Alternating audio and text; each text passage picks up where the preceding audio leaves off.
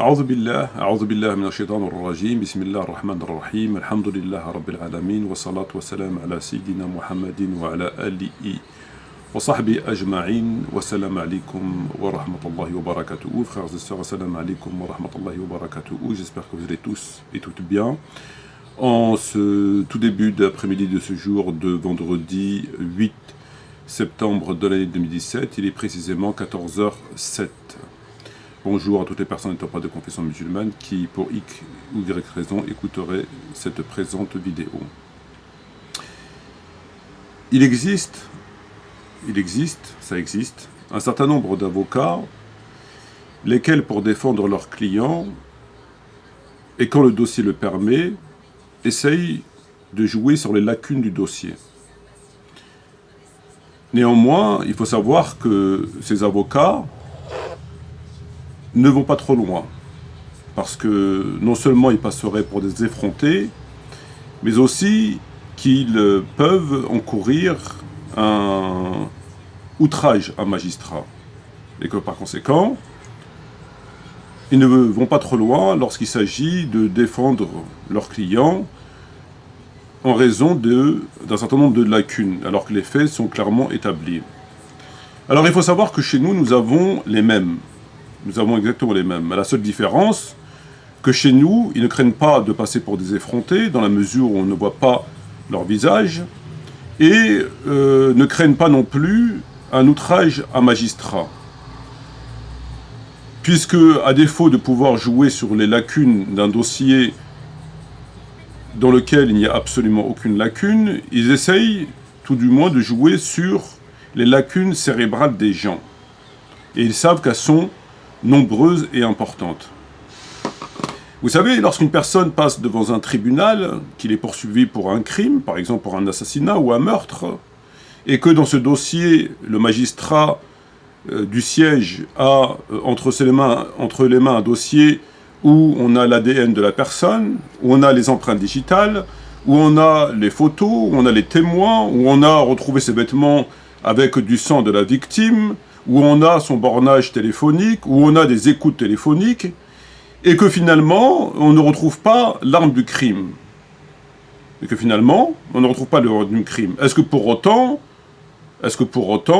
on doit considérer que on n'a pas assez de preuves pour entrer en voie de condamnation? Est-ce que pour autant, son avocat se permettrait de dire, effectivement, monsieur et madame du tribunal, vous avez l'ADN, vous avez les empreintes, vous avez les photos, vous avez les témoins, vous avez le vêtement taché de sang, vous avez des écoutes téléphoniques, vous avez le bornage, vous avez tout. Mais on n'a pas trouvé l'arme du crime, par conséquent mon client est innocent, je vous demande donc d'acquitter mon client. C'est impensable. Par rapport à Tarawih, c'est exactement la même chose. C'est exactement la même chose. C'est-à-dire que l'absence de condamnation ferme et claire de la part des savants, lesquels, je le rappelle, ont un problème avec la question des compagnons, puisque c'est récurrent. Lorsque Omar ibn Khattab radiallahu anhu, a fait d'innombrables erreurs, notamment sur la zakat, mais pas que, les savants n'ont fait jamais état. Lorsque Omar ibn Khattab radiallahu anhu s'oppose au prophète Yom al-Khamis, lorsque le prophète dit « Donnez-moi de quoi écrire, je vous ferai un écrit qui vous empêchera de vous égarer après ma mort », les savants, lorsqu'ils font des commentaires de cet écrit, nous expliquent des choses qui sont consternantes.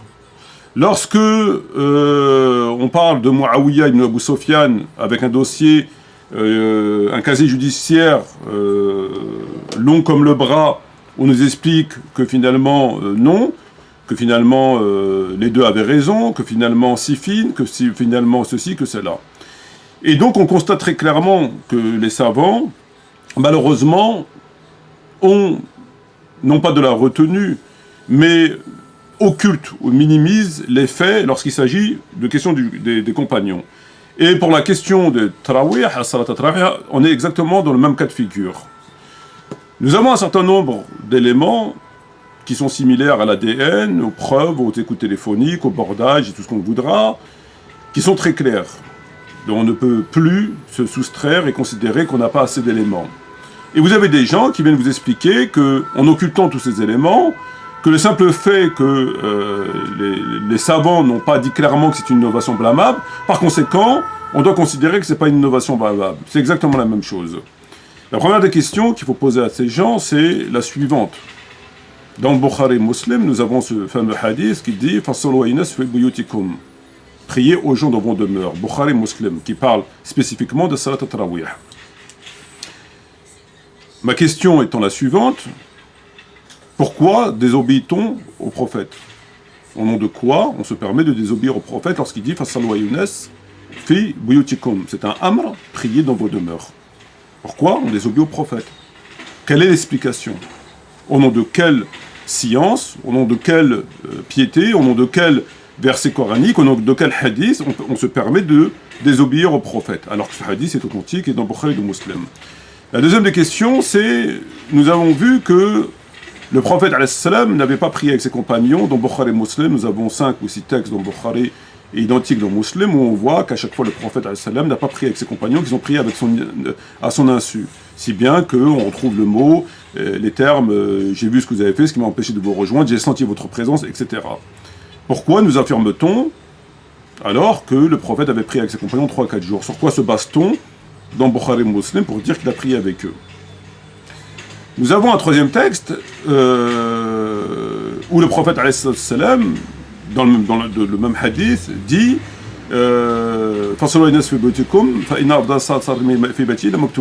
priez dans vos demeures, car la meilleure prière pour un homme est celle qui est faite chez lui, mis à part la prière obligatoire. Peut-on nous expliquer pourquoi que les gens préfèrent faire une prière qui est moins méritoire? Parce que le prophète dit que la prière chez vous, elle est préférable que la prière à la mosquée, elle est plus méritoire. Il y a des hasanat contrairement à la prière que vous faites chez vous, à la mosquée. Donc pourquoi les gens, que lorsqu'ils vont faire un tarawih à la mosquée, de ce fait, préfèrent avoir moins de hasanat?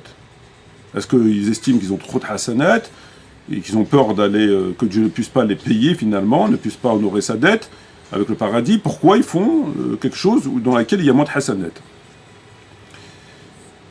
Le prophète alayhi salam, selon ce qu'ils nous ont dit, de façon tout à fait mensongère et avec cette volonté de manipuler, aurait prié 3 à 4 jours avec ses compagnons.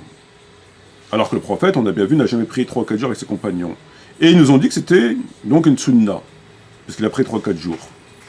Mais comment une chose que le prophète n'a pas faite peut devenir une sunna? Puisque, quand même le prophète aura prié 3 à 4 jours, il n'a jamais prié un mois. Donc, si on doit considérer que c'est une sunna, on doit se limiter au temps que le prophète a fait. La règle étant que la sunna est une chose que le prophète a faite dans son comportement, dans son application, telle qu'il l'a faite.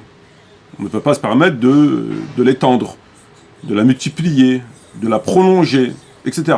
Si le prophète a fait telle chose à tel moment, et il l'a fait de cette façon-là, la sunna, c'est de faire telle chose à tel moment, de cette façon-là.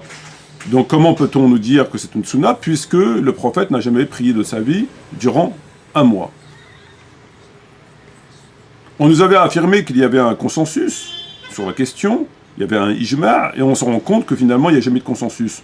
Que des sahaba, que des tabi'in, que des savants ne sont pas d'accord avec cette tarawih, que des compagnons ne faisaient pas tarawih, que des tabi'in, notamment le fils de Omar, ne faisaient pas tarawih, et que des savants ont contesté à travers leurs propos cette prière.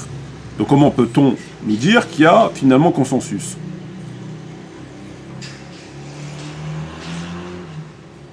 Les savants, pour valider at-tarawih, ont pris le hadith amputé, qui a dit « Ce qui m'a empêché de vous rejoindre, c'est que cette prière ne devienne obligatoire. » Et on a vu que ce hadith, il était coupé, que la phrase du prophète n'était pas terminée. On le retrouve intégralement dans Sunan al-Nisa'i, et dans le livre d'Ibn Sa'ad, et dans d'autres ouvrages, où ce hadith continue. Ce qui m'a empêché de vous rejoindre, c'est que j'ai cette prière obligatoire, dorénavant priez-vous, etc. Et les savants ont fait un ijtihad à partir d'une information amputée, donc erronée, incomplète. Pourquoi les savants n'ont pas pris le hadith intégral dans lequel on a la phrase « priez chez vous », parce que la prière est la meilleure prière, par exemple, celle qui est faite chez lui, etc., etc. Pourquoi ils ont pris juste la phrase coupée? Pourquoi ils n'ont pas fait un ijtihad sur l'information complète? On nous dit que le prophète a prié tarawih pendant 3-4 jours avec ses compagnons. Il a prié avec eux 3-4 jours. Dans ce cas-là, s'il a prié 3-4 jours avec ses compagnons, Comment se fait-il que les savants sont incapables de savoir combien de rak'a il a fait? Puisque pour savoir combien de rak'a il doit faire aujourd'hui, ils ont été chercher des informations, notamment chez Aïcha, en lui demandant combien le prophète faisait de rak'a quand il était chez toi durant le ramadan. Et elle a dit le prophète ne les dépassait pas tant et tant de rak'a, ni pendant le ramadan, ni en dehors du ramadan. De cela, ils ont pris l'information, ils l'ont appliqué au tarawih. Or, si le prophète avait fait le tarawih avec ses compagnons, ne serait-ce qu'une seule nuit, ils auraient été à même de savoir combien de rak'a il a fait durant cette nuit. Or, ils ne le savent pas.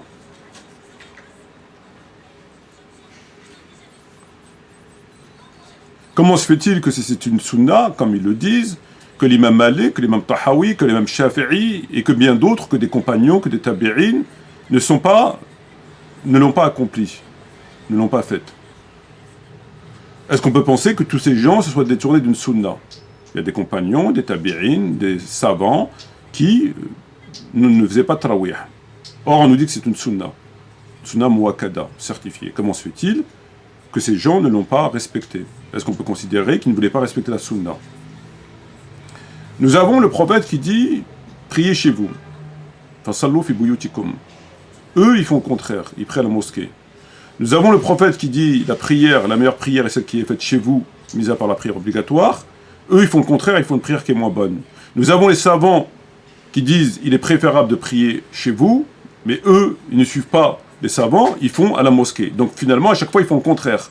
Si vous allez voir un médecin qui vous demande un médicament, et que le médecin vous donne le médicament, il vous dit, ce médicament, il est préférable que tu le prennes le soir avant de dormir. Est-ce que vous allez le prendre le matin? Vous allez le prendre le soir. Si vous voyez un guide et vous demandez votre chemin, et que le guide vous dit, il y a plusieurs chemins qui mènent à cet endroit, mais celui-là, il est préférable, il est mieux. Qu'est-ce que vous faites? Vous prenez celui-là ou vous prenez les autres?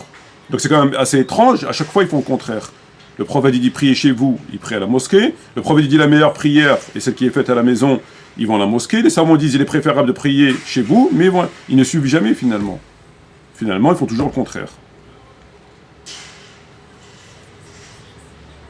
Nous savons que le prophète alayhi salam, lorsqu'il a dit fasallu aynas fi buyutikum fa inna afdal salat salatu fi bayti la maktuba, à ce moment-là, d'après le Bukhari Muslim, les choses en sont restées dans cet état. C'est-à-dire qu'on n'a plus entendu parler de cette tentative de se réunir. Et le prophète, nous savons aussi qu'il n'est pas mort durant cette année, qu'il a vécu plusieurs ramadans après. Et durant le reste de sa vie, le prophète n'a pas fait de tarawih avec ses compagnons. Les compagnons priaient chez eux, lui priait chez lui ou à la mosquée. De même qu'Abu Bakr radiyallahu anhu. La question est la suivante, comment se fait-il? Est-ce qu'il a autorisé un homme, en l'occurrence Omar ibn Khattab radiyallahu anhu, de venir et de faire cette prière? Est-ce qu'il a le droit d'inventer une prière? Parce que le prophète, lorsqu'il dit prier chez vous, ils ont arrêté. Et il a vécu plusieurs années, il n'a pas fait. Donc, la mission du prophète mort, elle est finie. Dieu a dit, j'ai parachevé pour vous votre religion aujourd'hui, etc., etc. Comment se fait-il qu'on vienne après inventer cette prière, alors que lui, il n'a pas fait? Depuis ce jour-là, il a arrêté. Et les compagnons, ils ont arrêté. Donc, dossier clos. On n'en parle plus. Et 10, 15 ans après, on a quelqu'un qui vient et qui fait cette prière. Est-ce que c'est légal? Est-ce que c'est autorisé? Alors que le prophète, lui, il l'a arrêté. Il n'a pas légiféré, il l'a arrêté. On n'en parle plus. Fasallu fi buyutikum, et c'est terminé.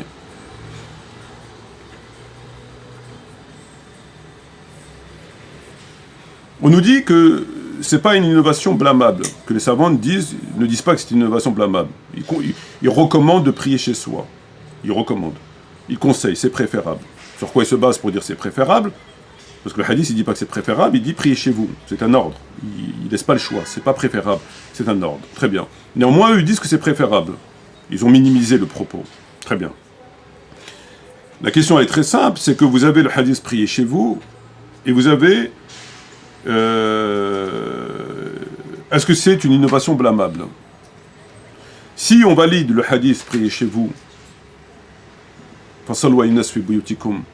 on est obligé de le valider parce qu'il est dans le Bukhari et Muslim, et il parle spécifiquement des tarawih, et les compagnons l'ont respecté, donc on est obligé de le valider.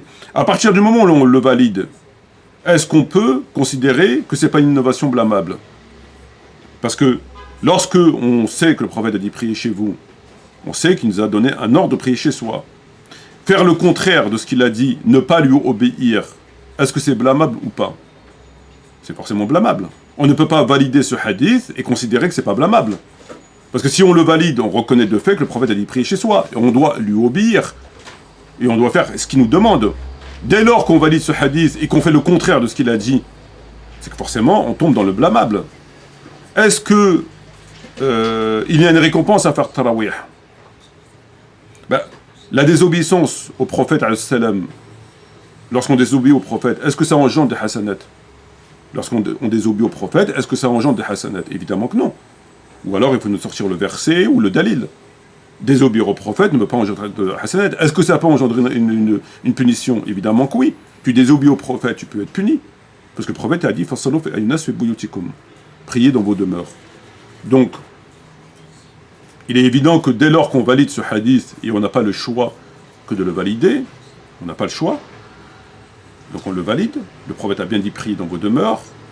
Si on fait le contraire de ce qu'il a dit en priant dans les mosquées, on lui désobéit par conséquent. Donc si on lui désobéit, on a commis deux choses. On a commis une désobéissance et une innovation. Et l'innovation, elle est forcément blâmable. Ou alors, il faut rejeter ce hadith. Pour qu'on puisse considérer que ce n'est pas une innovation blâmable et que ce n'est pas une désobéissance, il faut rejeter ce hadith. Mais on ne peut pas à la fois et le valider, dire oui, effectivement, il l'a dit, face à l'office, c'est Bukhari, Muslim, etc., etc. Donc on reconnaît, on valide, et dire non, l'autre côté, non. L'autre côté, je désobéis pas au prophète. C'est pas une bid'a mazmouma. Comment est-ce possible? C'est forcément une innovation, blâmable, parce que tu désobéis au prophète. Non seulement tu désobéir au prophète, le Coran est clair. Celui qui désobéit au prophète, ça engendre quoi? Ça engendre le péché. Donc comment font-ils pour valider le hadith et venir nous dire ensuite que c'est pas une innovation blâmable et qu'on a des récompenses? Donc maintenant on aurait des récompenses même quand on désobéit au prophète. Ça colle pas.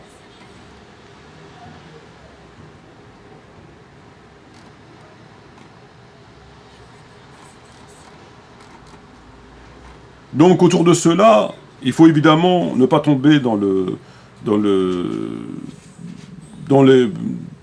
avec des discours qui jouent sur les lacunes, non pas du dossier, mais des lacunes cérébrales des gens. Lorsque vous avez un dossier, vous avez toutes les preuves absolues, ce n'est pas parce qu'on n'a pas retrouvé l'arme du crime qu'on va considérer que la personne est innocente. Ça me semble évident. Si on commence à juger les choses comme ça, vous vous rendez compte l'anarchie qu'il y aurait sur Terre. Donc dans ce dossier de Tarawih, nous avons tous ces éléments qui le prouvent, nous avons le hadith, nous avons tous les éléments qui le prouvent, et sous prétexte que des savants n'ont pas dit c'est une innovation blâmable, on doit mettre de côté toutes les preuves que nous avons. On doit les mettre de côté. Donc, etc., ça n'a plus de valeur, parce que les savants n'ont pas dit que c'est une innovation blâmable.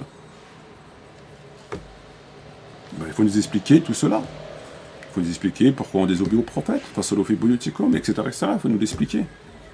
Au même titre que les savants n'ont pas dit que le Coran est incomplet. Ils n'ont jamais dit que le Coran est incomplet. Mais lorsque on leur pose la question sur le verset de la lapidation qui a été révélé, qui n'est pas abrogé, il n'a pas été abrogé, et qui n'est pas dans le Coran. Un verset qui n'est pas abrogé, qui n'est pas dans le Coran. Il est censé être dans le Coran, le verset. S'il n'est pas abrogé, il est censé être dans le Coran. Il y a même dans le Coran des versets abrogés. Ils sont pourtant dans le Coran. À plus forte raison, un verset qui n'est pas abrogé. À plus forte raison, un verset pénal. À plus forte raison, un verset qui touche carrément la lapidation. C'est quand même pas rien. Il n'est pas dans le Coran. Mais quand vous leur dites, donc selon vous le Coran il est incomplet, ils te disent non, les savants n'ont jamais dit ça. Ils ont simplement dit que le verset n'était pas dans le Coran. Oui, mais si le verset n'est pas dans le Coran, alors qu'il est censé être dans le Coran, parce qu'il n'est pas abrogé, les conclusions c'est quoi? C'est qu'il manque un verset dans le Coran. S'il manque un verset dans le Coran, c'est quoi? C'est que le Coran il n'est pas incomplet. Ils vont vous dire non. Ils vont dire ça, c'est toi qui le dis. Les savants ont simplement dit que ce verset n'est pas dans le Coran. Mais le Coran il est complet. Ce verset n'est pas dans le Coran, mais le Coran il est complet. Il faut qu'ils leur disent, réfléchir par eux-mêmes en se disant, mais oui, donc c'est les conclusions qui s'imposent. Non, là c'est pareil par rapport à Tarawih. Tout va dans le sens de la bid'a mazmouma, désobéir au prophète. Ils ont pris un hadith amputé au lieu de prendre le hadith complet. Ils se sont permis de faire une prière inventée que le prophète n'a jamais faite. Omar ibn Khattab lui-même dit que c'était une bid'a. Quelle excellente innovation, ils vous disent non, c'est une bid'a linguistique et non pas théologique, alors que l'innovation théologique la linguistique ramène forcément vers l'innovation théologique dans la prière, puisque tu reconnais que c'est une prière qui n'existait pas à l'époque du prophète, et que toi tu fais. Est-ce que tu as le droit d'inventer une prière? Depuis quand un homme il a le droit d'inventer une prière? Donc forcément, c'est une innovation blâmable. Un homme n'a pas le droit d'inventer la prière. Pourquoi le prophète il n'a pas fait le reste de sa vie? Le prophète il l'a pas fait.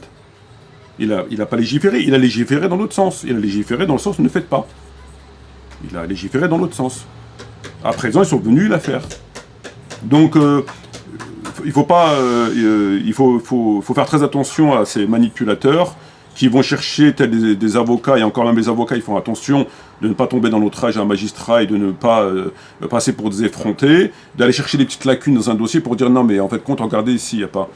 Oui mais quand on a toutes les preuves à côté d'une liste qui est complète et qui va tout dans le même sens, au point où des compagnons ne faisaient pas de tarawih, au point où des savants n'ont pas fait de tarawih, sous prétexte qu'on n'a pas la parole de Shafi'i qui dit c'est une innovation blâmable, donc on doit mettre tout de côté. Si la personne qui raisonne comme ça, c'est ou elle n'a pas de cerveau, ou elle cherche à manipuler des gens au nom de son sectarisme ou d'autres intérêts. Voilà, donc faire très attention à ça. Sur ce, shukran jazilan wa salam alaikum wa rahmatullahi wa barakatuh et bientôt, Inch'Allah.